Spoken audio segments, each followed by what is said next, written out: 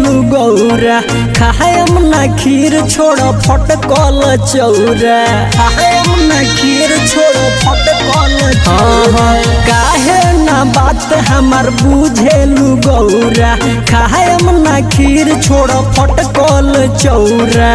पिसन भांग ले ओनी भर झोला होलनी भर झोला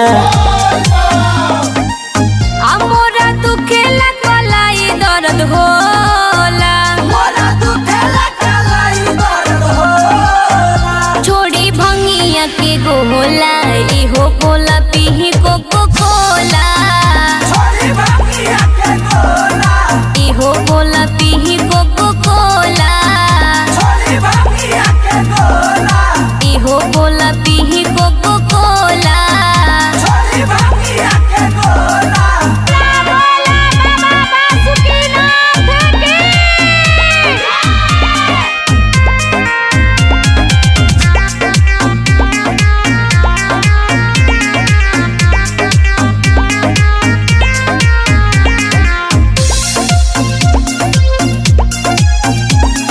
mixed by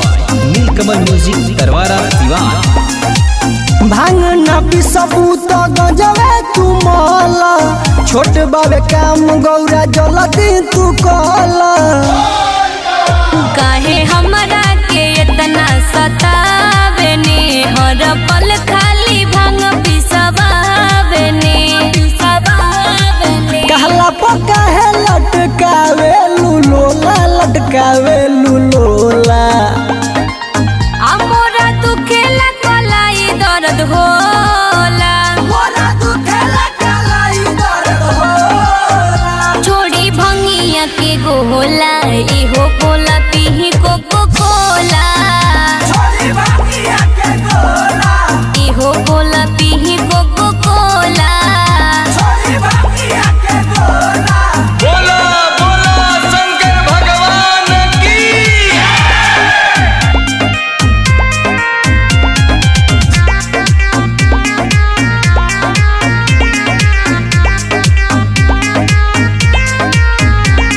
purchase by set music Bhojpuri.